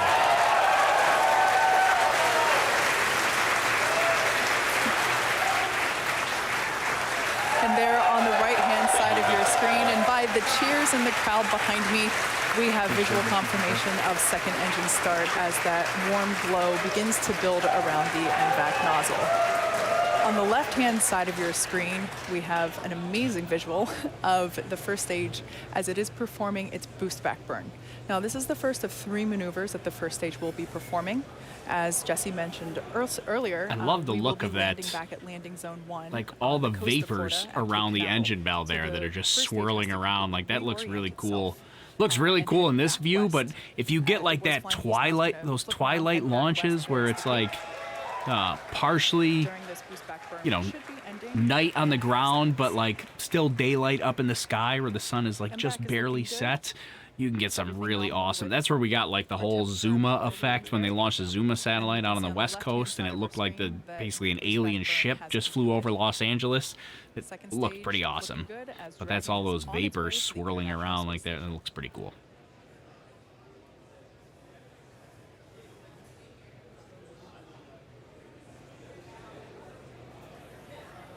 All right, so I think what we're going to do now... Nominal trajectory. Should we fast forward, or should I just let it play? I might fast forward a touch. Acquisition of signal in Bermuda. To its targeted on-time lift. We're going to jump ahead just a couple minutes If you're here. just now joining us, it's T plus 6 minutes, and we're about 30 seconds away from the first stage entry burn, which will then be followed by the landing burn and landing of the first stage on our landing zone 1 in Cape Canaveral. There it is. There's that view of the coast there, which I originally thought was something on my screen. You can see the lights, of Cape Canaveral there off in the distance as it's coming back to LZ1, or I guess those are probably like, I don't know if that's the actual Cape or if that's like Titusville. It's really hard to get a perspective on what you're seeing there. Stage 1 entry burn startup. So here's entry burn, second of the three burns, And excuse there me. it is. Entry burn has started. This burn will last about 20 seconds long. Again, as I mentioned earlier, there's those grid fins that you can see on your left-hand screen near the top of the first stage. And there was a whole bunch of movement too as it was coming in.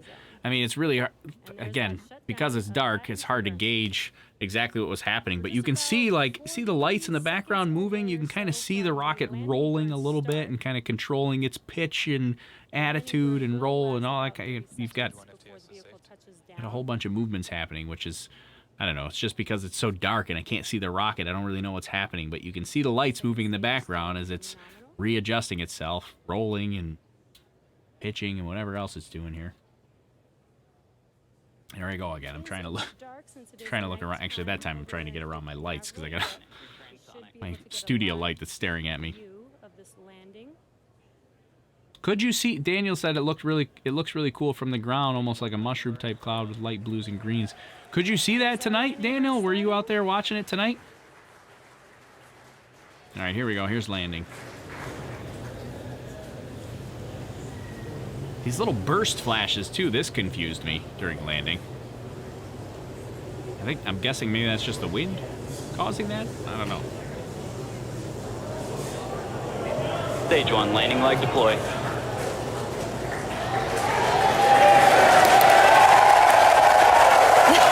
And the Falcon has landed for the 50th time in SpaceX history. What an amazing live view all the way to touchdown. Stage 1 nominal landing burn. What an awesome view of our first stage for the 50th time. Congratulations to the entire SpaceX team for another successful landing. This marks our 50th successful first stage recovery, which is 50 landings there. So that was a replay up until landing for SpaceX. And Daniel says he could see that mushroom type cloud, which is interesting because I was out there last year for CRS-20. They did they were supposed to do an RTLS landing. That was right after the Dragon test anomaly that they had to quarantine off LZ1 after that anomaly as they were doing their investigation. So it would have normally been an RTLS landing just like this, but for CRS-20, they actually landed on the drone ship, but it was only like 12 miles offshore. It was really, really close. But we couldn't see, and that was a night launch as well. I think, that was like 2 o'clock in the morning, I want to say. That was like really late. But that, you couldn't see anything as far as the cloud goes. I mean, you could see the rocket and you could see the exhaust from not the exhaust, but the actual like flame from the engine. You could definitely see that, but you couldn't see any of those cloud formations or anything like that.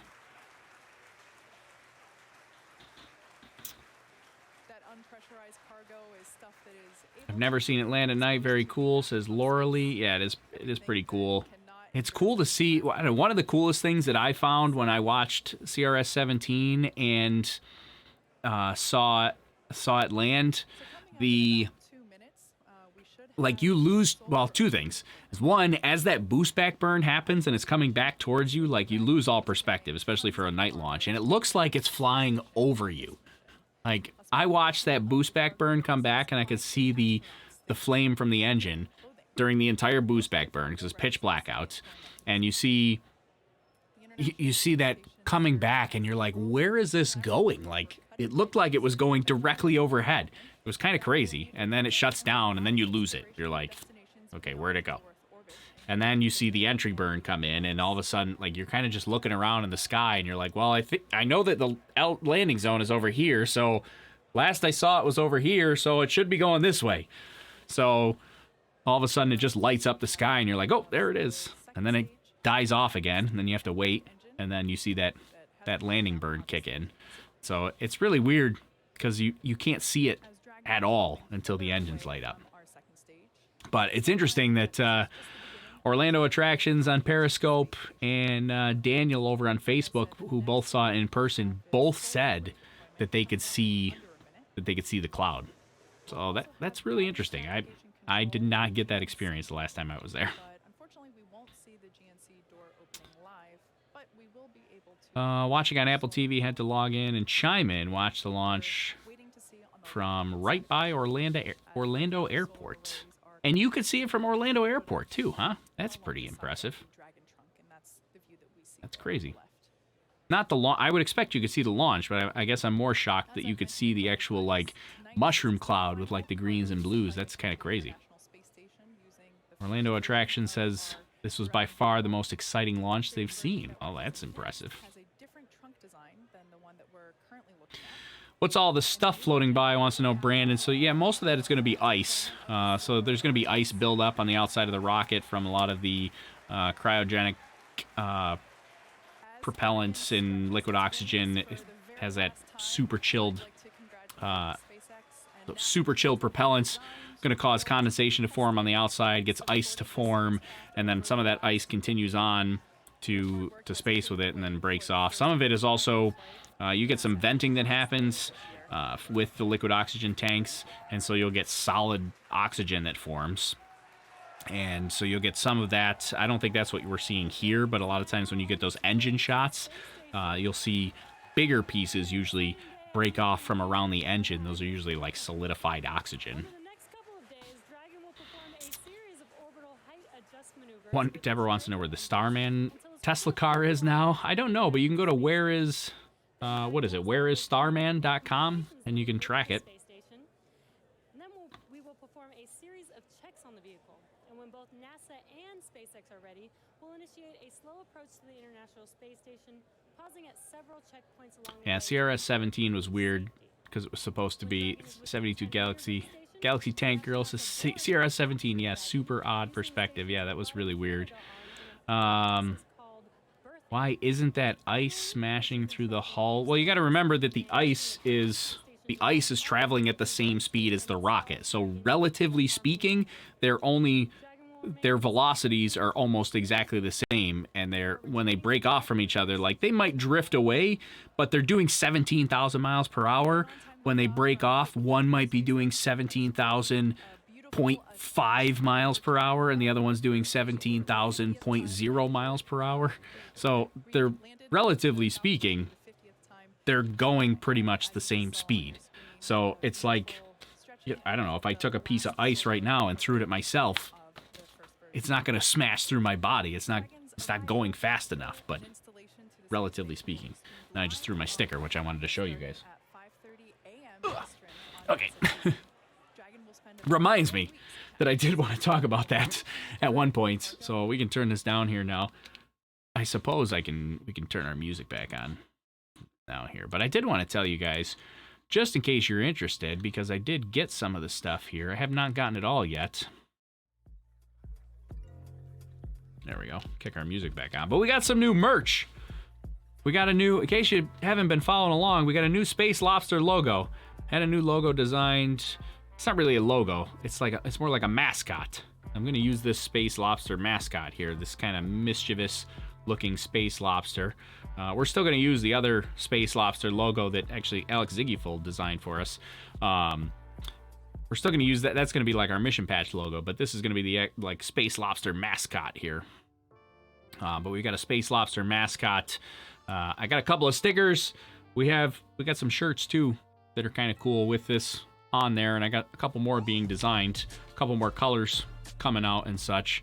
But in case you're interested, overlookhorizon.com/shop, and you can get on Space Lobster action. And actually, here, we can just show you guys. I know this is like a super tacky plug for the merch, but I'm actually just really excited to show you guys the logo. So whether you buy merch or not, that's fine. But I just wanted to show you the logos because I thought they were really cool, because Sebi Time Waster, who's one of our moderators, helped me with one of the logos. And then we've got the other. Let's see. Let's go here. Yeah, there we go. So there's our merch shop. So we got 2 new logos. We got the new Space Lobster logo, which looks something like this. This is the sticker. So there's the new Space Lobster logo. That's much better than me trying to hold it up and show it to you, because I can't reach the camera. And Gregorius sent me over a burn back plume. From John Kraus Photos. All right, I'll show that in just a second. It'll be cool to see. So anyways, here's the new Space Lobster logo there. I think he's pretty cool looking. We're going to try to use that little mascot around a little more. There's our new Space Lobster. But we got some stickers and some shirts and stuff for the new Space Lobster, and one of these all over prints. I got a couple of these designs coming out. That one's kind of cool. I actually bought one of these for myself. I have not gotten it yet, but I actually bought one for myself. And then our code 606 for anybody that was here for Starlink 4 and our Space Caterpillar. We got a Space Caterpillar design. The code 606. There's our Caterpillar riding the Falcon 9 rocket. Code 606. We got stickers and shirts for that as well. So if you want to join, if you're part of the inner circle and you know what code 6 is, or you know what the Space Caterpillar is, now we got ways to show off your knowledge and that you're on the inner circle here. So there we go. Those are my 2. I was just super excited about those 2 logos. And then I spent way too much money myself on buying a whole bunch of this stuff. All right, let's see. Gregorius sent me one of John Krause's photos. He took a photo from the ground. Oh, wow, look at that. That is so awesome. Man, I love John Krause. At John Krause Photos. If you don't know who John is, you really gotta be following him. He's like one of the best. There are a lot of really good rocket photographers down on the Space Coast. John is one of the best. You got to be following him, but this is one of his photos from tonight from the boost back burn, and that's that cloud that I was talking about. Like I did not see that during CRS-17, but apparently it was very visible tonight. Maybe because it was a little bit earlier in the night, like only before midnight. I think my launch that I was at was at like 2 o'clock in the morning, 2 or 3 o'clock in the morning. I can't remember, but I was really late. But there you go. Awesome photo from John Krause Photos. Make sure you follow him at John Krause Photos on Twitter.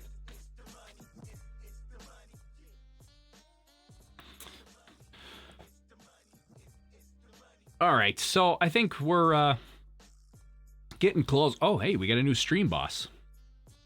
Usagi is our new stream boss. I don't know. I gotta figure out. We might have to lower the threshold on the stream boss. The idea was that was going to change more often. I also didn't have that on some of the screens. I should have added it to this screen.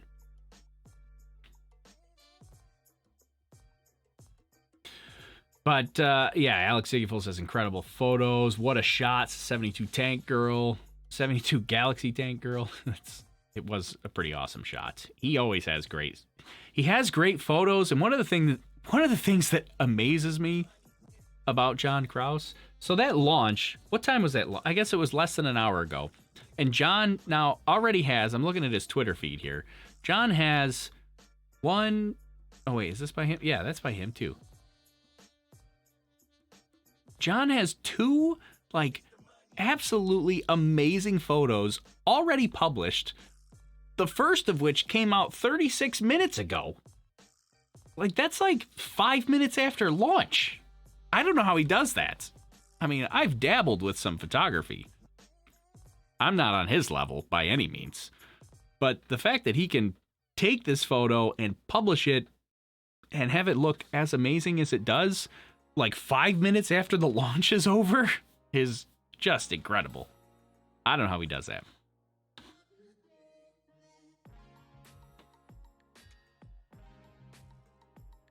And Perry Go says, the 606 is awesome. Deborah also says, yes, code 606.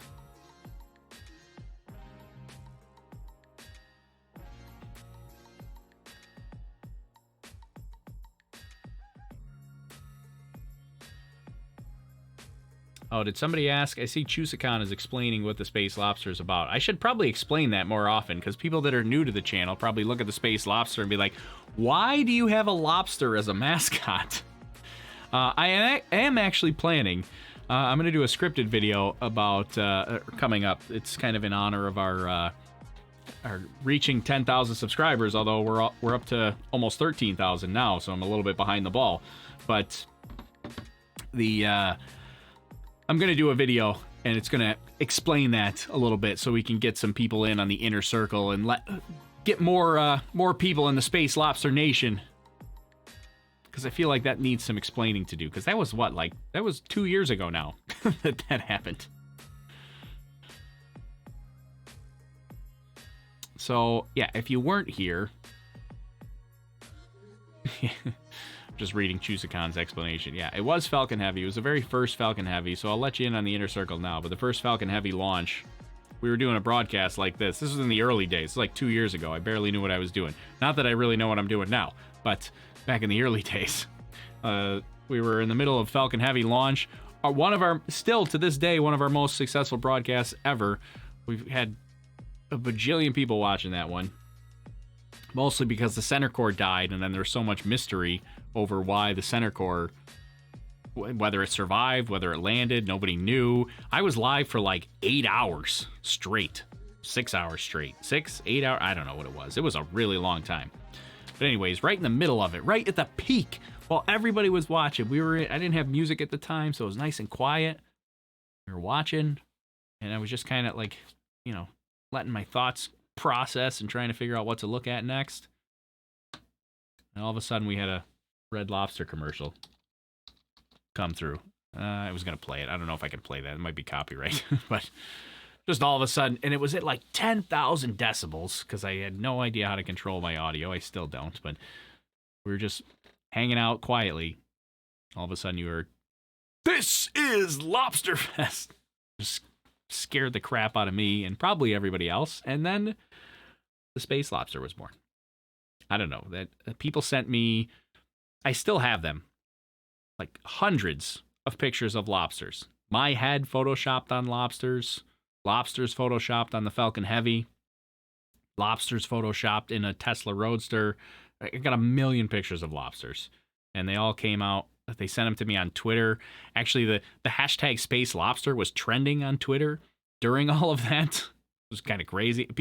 It started snowballing because people thought that it was some sort of official SpaceX hashtag, and nobody really knew what was happening. And then, people just kept feeding into it. It was a crazy time.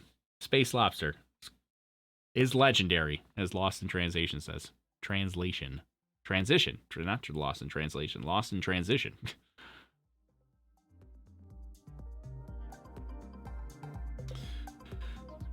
What else? Those photos are literally phenomenal. I know, he's such a good photographer.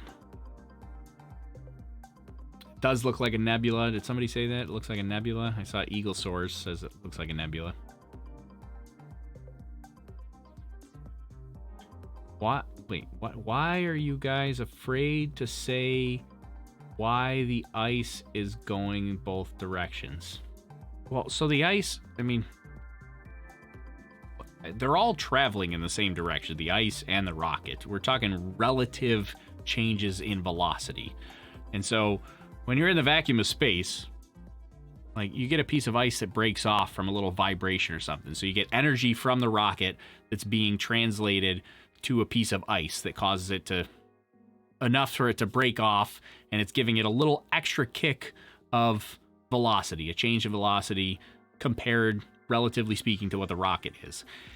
And that vibration that's kicking that piece of ice free doesn't have to be in the same direction that the rocket is going. It can be in the complete opposite direction. That doesn't mean that the piece of ice is not still traveling 17,000 miles per hour. It's still traveling 17,000 miles per hour, but it might be, the rocket may be traveling 17,000 miles per hour, and now the piece of ice, because it got a little vibration and a kick in the other direction, is traveling at 16,999.5 miles per hour. Still this way.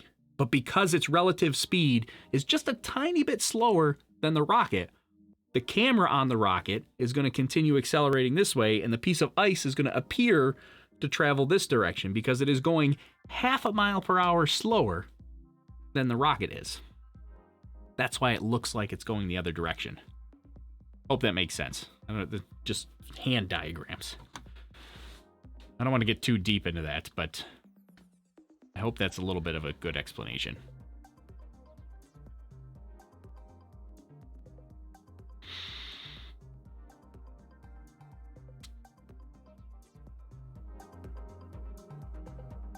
Why was he talking about lobster? Yeah, we did. I wasn't talking about lobsters at the time.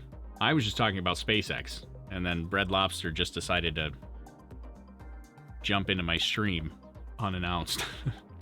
Or actually, I guess it was announced. Very well announced. Too well announced. I'll do a... I got a video coming up. I started scripting it and putting it together. It'll be a scripted video that's going to come out, I don't know, maybe in the next 2 or 3 weeks. That'll explain the space lobster. Make it easier to explain. I got it clipped already. We're gonna explain. We'll explain the whole thing, so everybody's on the inner circle. Then when we get situations like this, I can just tell you, go watch this.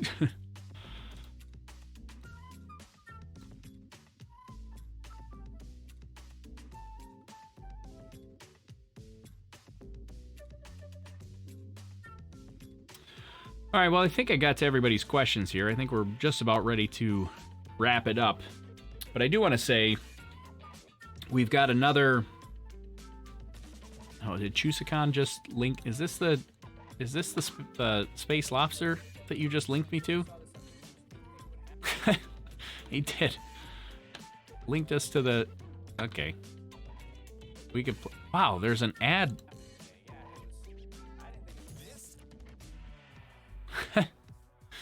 So I'm just laughing here.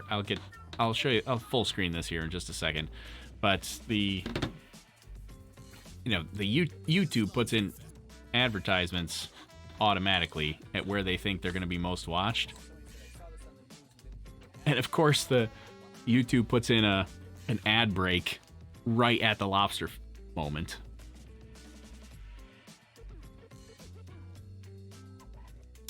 All right, here we'll turn the music down.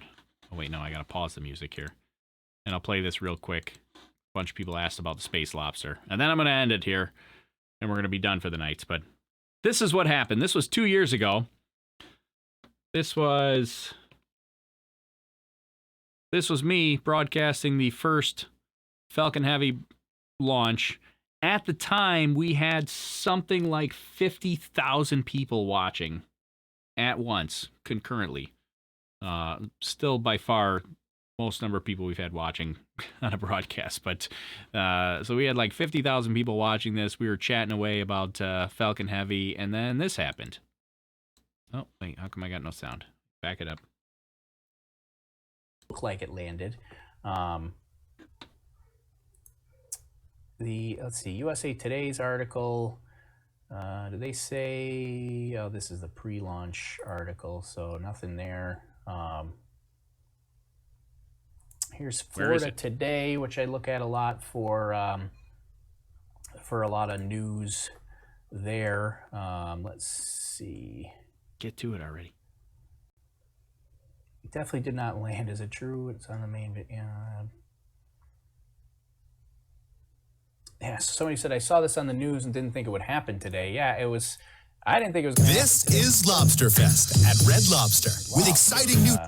Oh my God. Sorry, it's even louder than I remember it being. Oh my God. It was so loud. It was so ridiculous. Oh, but anyway, so that's what happened. We're going to put together a video of that. Oh. So that's what happened. That's how the Space Lobster started. It's basically like an inside joke. Because at the peak of our broadcasting, it just all of a sudden played Lobster Fest. Oh my goodness. And it was so loud. 50,000 people watching, and all of a sudden it was boom! This is Lobster Fest. Hello, good morning. All right. I think we gotta wrap this up. Ashley says she's gonna make me a pajama onesie astronaut suit for launch night. That sounds fantastic, to be honest. I'm not gonna lie. That would be amazing.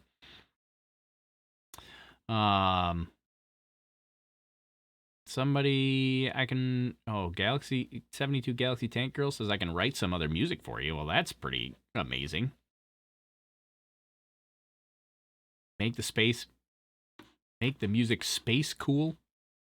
Yeah. I feel like you're telling me that you don't like my music selection.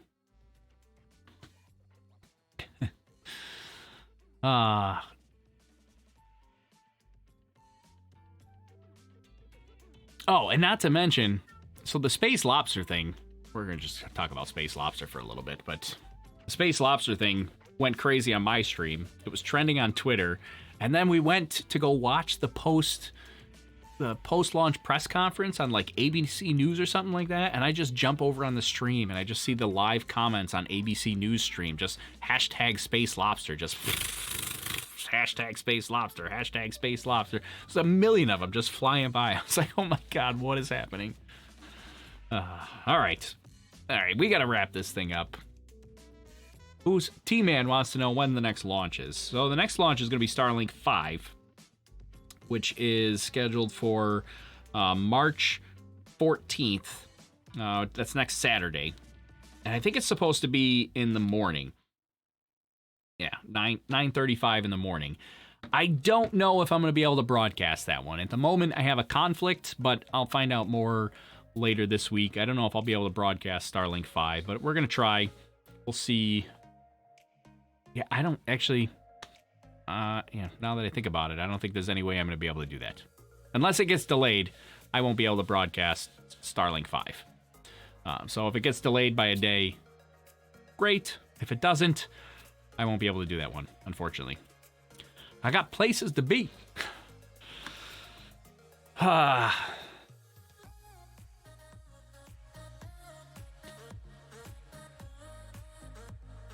do these rockets survive re-entry? John Doe wants to know. So, I mean, basically, you got a combination of things. One, they've got shielding and robust material. You got insulation and shielding, essentially. And thermal reduction techniques on the surfaces, the leeward surfaces that are coming into the atmosphere.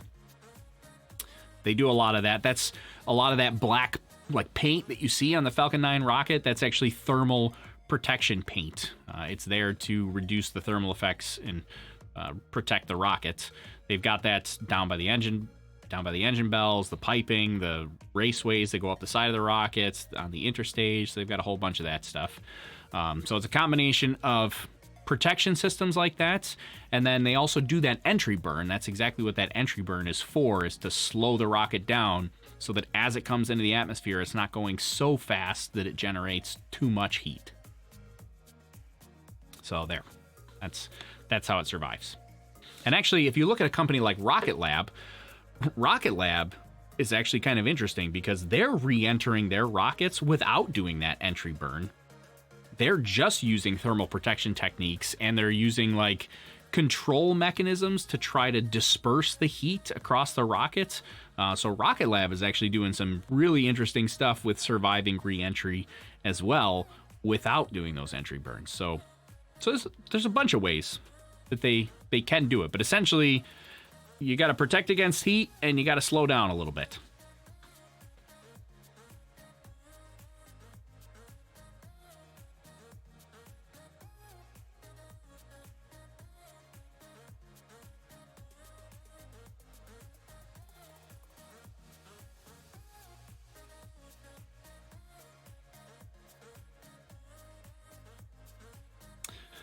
All right, I think I just went through and got I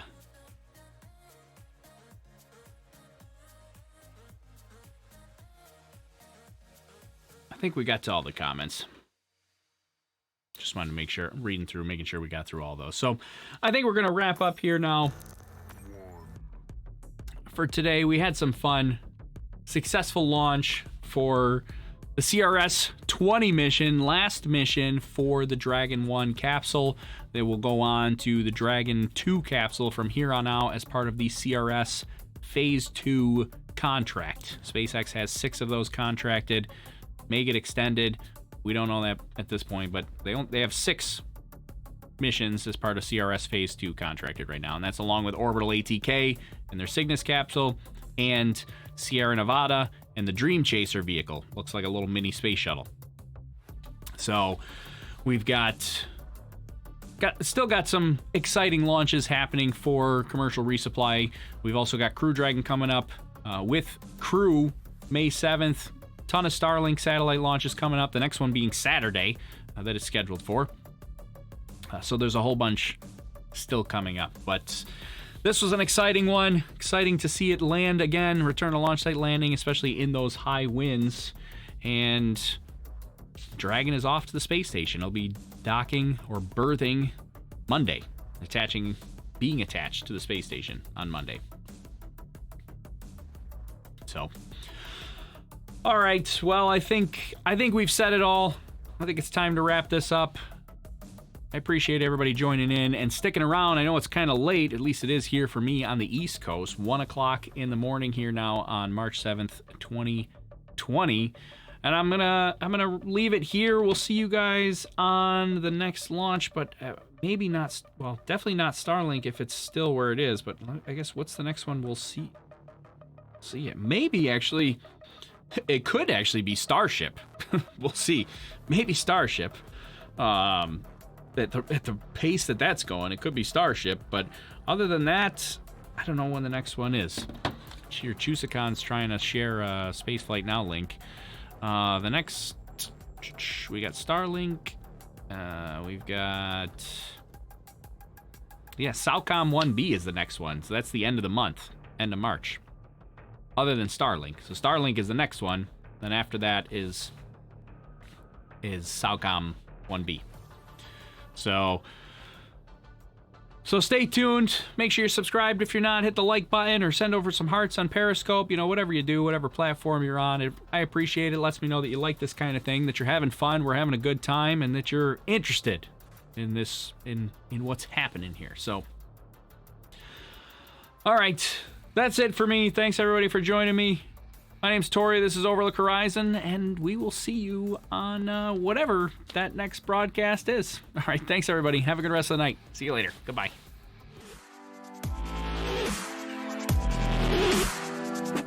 Yeah.